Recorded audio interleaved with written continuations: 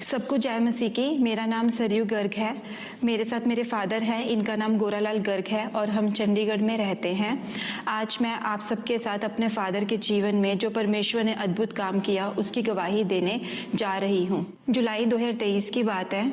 मेरे फादर और मेरे भाई कुछ अर्जेंट काम की वजह से अमृतसर जा रहे थे और जैसे ही ये अमृतसर में पहुँचे तो जहाँ पर इनको काम के लिए जाना था वहाँ पर गाड़ी से ये नहीं जा सकते थे, तो इन्होंने तय किया कि हम ऑटो से जाएंगे और इन्होंने गाड़ी एक साइड में अपनी पार्क कर दी। और जैसे ही इन्होंने ऑटो को लिया तो एकदम से वहाँ पे मौसम खराब हो गया और बहुत तेज़ बारिश स्टार्ट हो गई। जब मेरे फादर और ब्रदर ऑटो में जा रहे थे तो तेज़ बारिश के कारण अचानक से इनका ऑटो खड्डे में गिर गया, तो ऑटो पलट गया और उसकी वजह से ऑटो पलटने की वजह से इनका लेफ्ट लेग ऑटो के टायर में फंस गया। तो उस वक्त मेरा भाई भी साथ था, इनके बहुत ब्लीडिंग उसी वक्त इमीडिएट स्टार्ट हो गई थी। फिर वो भी बहुत घबरा गया था और उसने कुछ लोगों से मदद मांगी। काफ़ी लोगों ने मिलकर इनको खड्डे से बाहर निकलने में इनके पाँव को निकालने की कोशिश की और इनकी मदद की और इनको खड़ा किया, पर इनकी हालत बहुत बुरी हो चुकी थी क्योंकि पाँव से पूरा खून बह रहा था और मेरा भाई बहुत ज़्यादा घबरा गया था। तो तुरंत ही जैसे वहाँ पे इनको कोई भी छोटा सा भी डॉक्टर मिला, ये वहाँ पर लेकर गए तो डॉक्टर ने इनको बैंडेज कर दिया। तो अमृतसर से आते आते इनको रात हो गई। जब ये घर पे आए तो इनकी हालत और भी ज़्यादा ख़राब हो गई थी। फिर घर आने के बाद जब इनका पेन भी वैसा था और ये बहुत ज़्यादा मुश्किल में थे तो बहुत ज़्यादा ब्लीडिंग होगी, तो फिर हमने एक और जो कि चंडीगढ़ का सबसे बेस्ट डॉक्टर है तो हमने उनसे कंसल्ट किया। तो जब उन्होंने इनके पाँव की हालत देखी और ऑब्जर्व किया तो उन्होंने बोला मेरी अंडरस्टैंडिंग के अकॉर्डिंग इनकी सर्जरी होगी, क्योंकि उन्होंने बोला कि कोई तीखी चीज़ है जो इनके अंदर चली गई और जिसने अंदर से सारी नसों को काट दिया है, तो इनके सर्जरी में हम टाइम नहीं दे सकते, हमें इमीडिएट डिसीजन लेना पड़ेगा और आज ही इनकी सर्जरी करनी पड़ेगी। तो देरी ना करते हुए हमने भी डॉक्टर को बोला कि ठीक है डॉक्टर आप इनकी सर्जरी कीजिए। तो डॉक्टर ने बोला कि सर्जरी करने के बाद मैं इनको यहीं पर एडमिट करूँगा, कम से कम 10 डेज़ के लिए इनको हॉस्पिटल में ही रहना पड़ेगा कि सो डैट कि मैं इनकी टेक केयर कर सकूँ और कुछ भी रिक्वायरमेंट हो तो एज सुन एज इनको मेडिसिन दी जा सके। तो डॉक्टर ने इनका ऑपरेशन किया। ऑपरेशन करने के बाद जब इनको होश आया तो उसने इनको अपने हॉस्पिटल में ही एडमिट कर लिया। नेक्स्ट डे इनके वुंड में जब डॉक्टर ऑब्जर्व करने के लिए आए तो देखा कि रेशा हो गया है।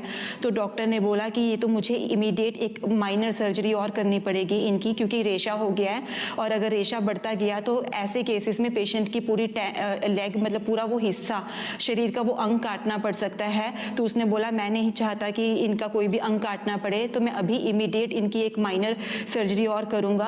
तो हम उसके लिए भी अग्री हो गए और इनकी एक और इमीडिएट माइनर सर्जरी हुई। तो ऐसे करके जब इनकी सेकंड माइनर सर्जरी हो गई लेग की तो उसके बाद भी लेकिन रेशा कम नहीं हो रहा था, तो उसकी वजह से डॉक्टर को सारे स्टिचेस जितने भी उसने सर्जरी में इनके लगाए थे सारे ओपन करने पड़ गए और उसने वुंड को ओपन छोड़ दिया कि हो सकता है कि जितना भी हो सकता है 1 या 2 दिन लगेगा लेकिन रेशा सारा निकल जाएगा और ख़त्म हो जाएगा।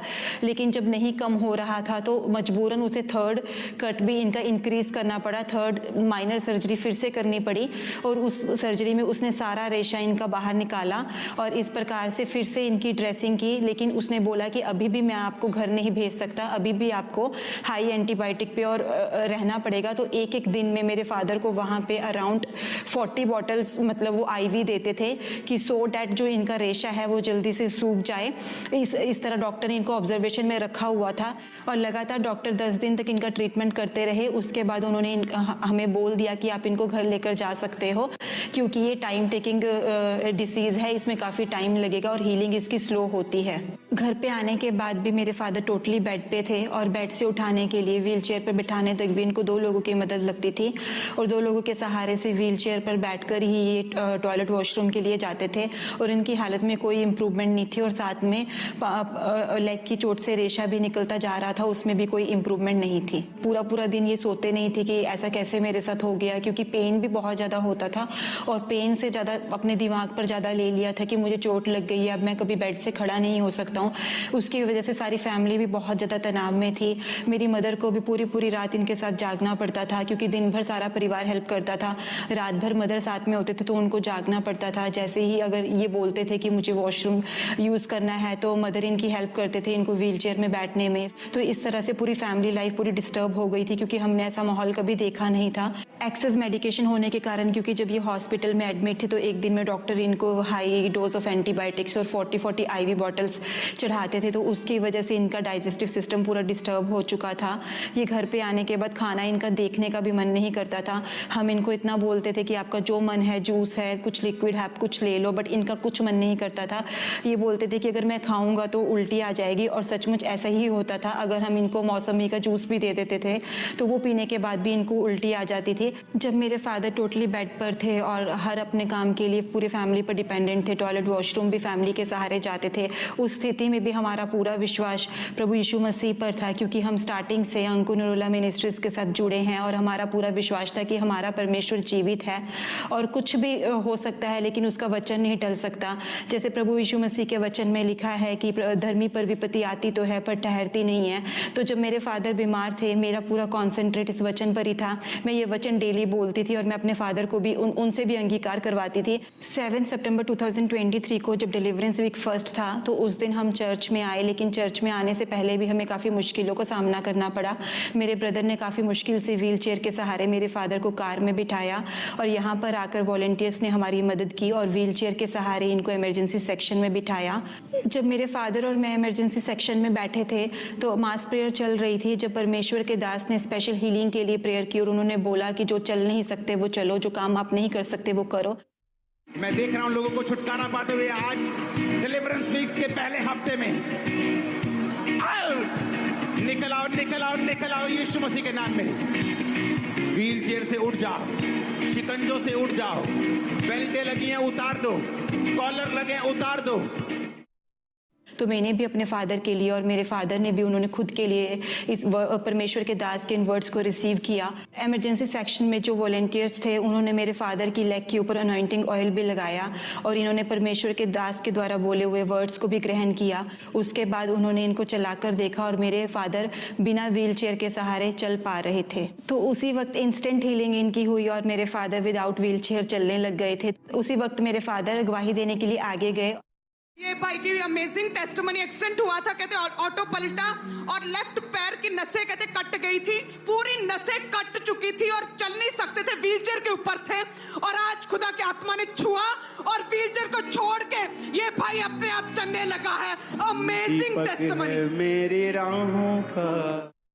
उस दिन के बाद मेरे फादर बिल्कुल हील्ड हैं और कोई व्हीलचेयर का सहारा नहीं लेते, कोई फैमिली के सहारे की ज़रूरत नहीं पड़ती। पहले उनको ज़रूरत पड़ती थी, अब वो खुद से इंडिपेंडेंट अपने सारे उठ बैठ सकते हैं, बेड से सारे काम कर सकते हैं, कोई डिपेंडेंसी नहीं है किसी पर। परमेश्वर ने सचमुच उनके जीवन में बहुत अद्भुत और बहुत बड़ा काम किया है। जैसे कि मेरी बेटी ने बताया, मैं बिल्कुल खुश हूँ और मैं खाता पीता हूँ, चलता फिरता हूँ। मैंने किसी व्हील चेयर की जरूरत नहीं, मैं अपने आप चलता फिरता टॉयलेट बाथरूम जा सकता हूँ। अब मैं बहुत खुश हूँ अपने बच्चों के साथ, अपने परिवार के साथ। मैं सबसे यही कहना चाहूँगी कि कोई कितना भी बीमार है या बेड पर है या किसी के जीवन में कोई भी समस्या है, अगर वो जीवित परमेश्वर को जानता है तो वो समस्या कुछ ही पल भर की है, वो समस्या उसके जीवन में नहीं रहेगी। जो सबसे ज़्यादा मायने करता है वो ये मायने करता है कि हम किसकी संतान है, हम यीशु नासरी की संतान है। सचमुच उसने हमें इसलिए नहीं चुना कि हम बीमार रहें, उसने हमें इसलिए चुना कि अगर कोई बीमारी आई भी है तो वो उसके नाम को महिमा देने के लिए आई है। जैसे यीशु मसीह ने मेरे फादर की ज़िंदगी में बहुत अद्भुत काम किया और उनकी लाइफ से शर्मिंदगी को ख़त्म किया सदा के लिए, वैसे ही मेरा सामर्थ्य परमेश्वर आप सबकी ज़िंदगी में बहुत बड़े बड़े काम करने की सामर्थ्य रखता है और वो करेगा भी।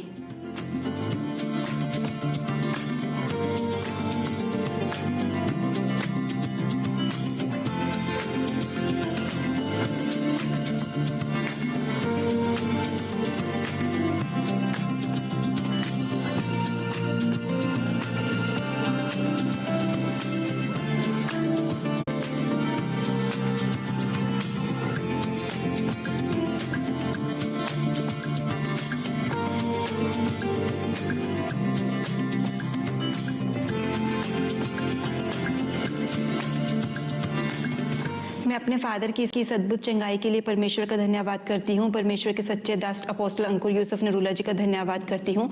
सब भाई बहनों को जय मसीह की।